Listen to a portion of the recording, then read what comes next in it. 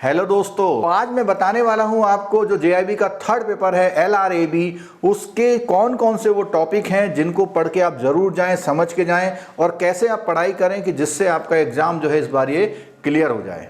Paper की strategy बताने से पहले मैं अभी आप सभी लोगों को इन्फॉर्म करना चाहूँगा कि अगर आपको हमारे फ्री लाइव क्लास देखने हैं जो एग्जामिनेशन टाइम में होते हैं तो उस समय पर आपको मिस ना हो जाए तो उसके लिए इस दिए गए व्हाट्सएप नंबर पर जरूर रिक्वेस्ट भेज दीजिए जिससे आपको लिंक मिल पाए। और जो लोग अपने टाइम के अकॉर्डिंग उस पर नहीं होके अभी से तैयारी करना चाहते हैं तो अभी जो है बहुत ही चीपर रेट में एक जो कोर्सेस हैं हमारे जो मिल रहे हैं उनको आप अवेल कर सकते हैं। अगर आपके कोई पेपर नहीं होते हैं तो आपको नेक्स्ट टाइम में जो ये पेमेंट आप देते हैं इस पेमेंट का एडजस्टमेंट हो जाता है और केवल आपको डिफरेंस या रिन्यूअल चार्जेस पेमेंट करना पड़ते हैं। उस समय पर आप कांटेक्ट कर सकते हैं कि क्या हमें कितना पेमेंट करना है। तो इस तरह से आप सारे जो है अपने पेपर्स को वो करिए और जो भी लाइव क्लासेस हमारी अब होंगी, open live classes, free live classes, उसमें जरूर अटेंड करिएगा। तो आज हम रिव्यू कर रहे हैं कि आपकी प्रिपरेशन जो है एलआरएबी की किस तरह हो, कौन कौन से इंपॉर्टेंट टॉपिक आपको पढ़ने चाहिए और कौन से टॉपिक पीपीबी में जरूर पढ़ने चाहिए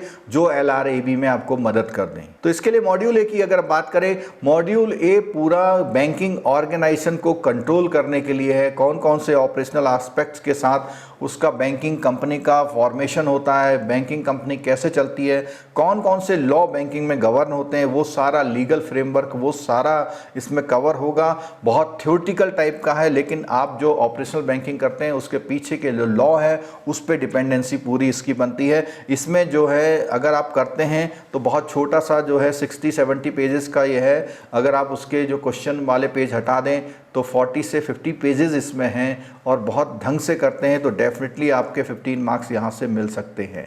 उसके बाद हम बात करते हैं मॉड्यूल बी में। तो मॉड्यूल बी में देखिएगा, जैसे मैंने पीपीबी में बताया था कि ये जो टॉपिक हैं ये दोनों टॉपिक वहाँ पर भी पेइंग बैंक वाले जो आपके वो थे कि हैंडलिंग वाले थे, चेक की हैंडलिंग थे, एनआई एक्ट था, वो सब इस यहाँ से कोरिलेट होते हैं। और उसके अलावा जो वहाँ पे 27-28 यूनिट थी उस यूनिट को लेते हुए ये मैंने बताया था आपको पीपीबी में है और एलआरएबी में दोनों मिला करके है।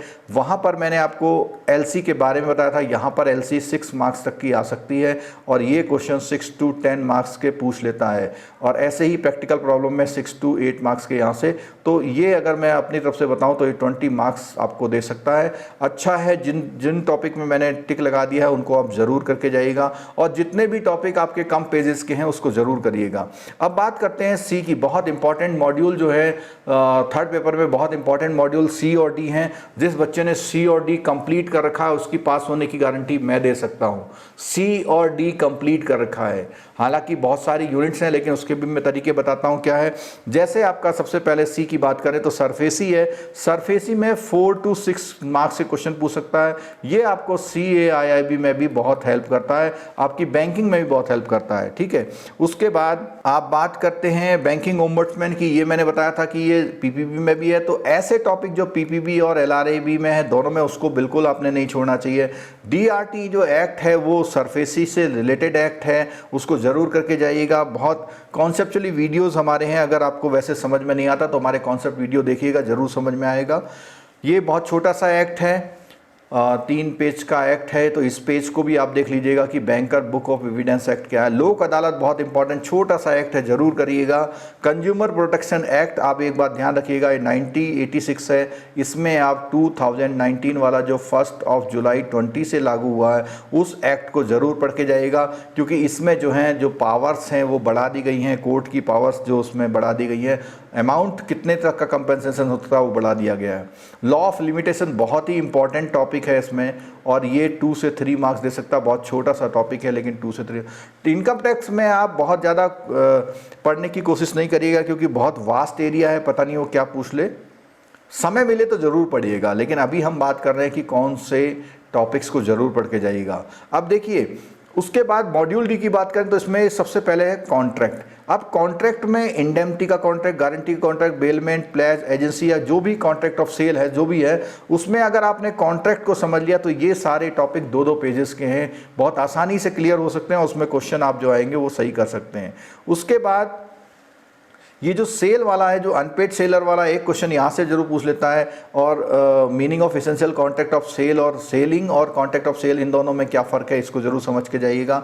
उसके बाद अगर हम बात करें जो हमारी फर्म्स होती हैं, फर्म्स को कैसे वो करते हैं, यह है डेफिनेशन, मीनिंग और नेचर ऑफ पार्टनरशिप। तो ये सारे जो टॉपिक्स हैं पार्टनरशिप और कंपनी को मिला करके, यहाँ से जो है कंपनी चालू हो जाती है और यहाँ तक जो है ये पार्टनरशिप फर्म के बारे में दिया हुआ है। फेमा के बारे में है, फेमा के बारे में पढ़ लीजिएगा। ट्रांसफ़र ऑफ प्रॉपर्टी एक्ट है, इसमें से भी क्वेश्चन आते हैं। सबसे इम्पॉर्टेंट जो है टॉपिक, अगर हम राइट टू इन्फॉर्मेशन की बात करें, 2 से 3 मार्क्स आ जाते हैं। और इसके अलावा इसमें इंफॉर्मेशन टेक्नोलॉजी एक्ट है, उसमें से 2 मार्क्स का अक्सर आ जाता है क्वेश्चन। पीएमएलए आपका केवाईसी से रिलेटेड है, जो आपका मॉड्यूल बी में सेकंड पेपर में मॉड्यूल डी है, उससे लिंक्ड है एक टॉपिक, तो इसको ज़रूर करके जाइएगा। और इस तरह से आप देखिएगा कि जो एलआरएबी है उसमें से कुछ टॉपिक पीपीबी में और कुछ टॉपिक एएफबी में इंक्लूड होते हैं। तो इस तरह से आप तैयारी कीजिएगा। और एलआरएबी के बारे में मेरी बहुत स्ट्रांग एडवाइस ये है कि केवल जो पीपीबी के टॉपिक कॉमन है उनको अभी करिएगा, बाकी सारे टॉपिक आप छोड़ दीजिएगा उस 1 वीक के लिए। रीज़न बिहाइंड क्या है कि अगर आप वहाँ पर इसकी तैयारी करते हैं तो आपको कम से कम 7 दिनों तक वो याद रहेगा। और अगर आपको याद रहेगा तो डेफिनेटली आप, क्योंकि फैक्चुअल क्वेश्चंस हैं, कॉन्सेप्ट समझने के बाद फैक्ट अगर आपने गड़बड़ कर दी तो आपका ये इस पेपर में कई सारे जो क्वेश्चंस हैं वो गलत हो सकते हैं। तो मेरी एडवाइस ये है कि थर्ड पेपर को आप रखिएगा, कब के लिए, लास्ट उन देश के लिए रखिएगा। और अगर आपके 2 पेपर में बहुत अच्छे नंबर आ जाते हैं, मार्क्स आ जाते हैं, और केवल 45 या 50 मार्क्स ही लाने होते हैं, या 45 पहले आ जाते हैं और आपको यहाँ ज़्यादा लाने होते हैं, तो आपको बहुत ढंग से पढ़ाई करनी चाहिए। छुट्टी भी आप जरूर ले लीजिएगा, दिन भर बैठ के पढ़िएगा, एक एक मॉड्यूल को एक एक दिन में निकालने की कोशिश करिएगा, डेफिनेटली आपका पेपर ये निकलेगा। ये जो हम आपको एनालिसिस बता रहे हैं, इस एनालिसिस के अकॉर्डिंग हमारी जो लाइव क्लास पेज चल रही हैं 13 फेब से, वो चलती रहेंगी। हमारे बहुत सारे वीडियोस अवेलेबल है यूट्यूब पर, वो आप देख सकते हैं। उसके अलावा एक इम्पॉर्टेंट अनाउंसमेंट ये है कि जैसे ही एग्जाम आता है तो एग्जाम से 2-4 दिन पहले मैं मैराथन लाइव क्लास फ्री लेता हूं। अगर आपको वो लाइव क्लास फ्री लेनी है तो उसके लिए आप इस दिए हुए व्हाट्सएप नंबर पर अपनी रिक्वेस्ट अभी से भेजना शुरू कर दीजिए, क्योंकि वो अगर आप टाइम से लिंक नहीं लेंगे तो आप डिले हो जाएंगे और लाइव क्लास का जो टाइम पूरा हो जाता है उसके बाद वो क्लास ऑफ हो जाती है। तो वो आपको जरूरी है कि लाइव क्लास में ही वो उस क्लास को आप अटेंड करेंगे तो ही उसका बेनिफिट मिल सकता है। ये आप जो जिन्होंने जेआईबी कर लिया है और सीआईबी में आ गए हैं, अपने उन फ्रेंड से फीडबैक ले सकते हैं कि हमारी जो मैराथन क्लास होती है उनसे उनको क्या फायदा मिलता है।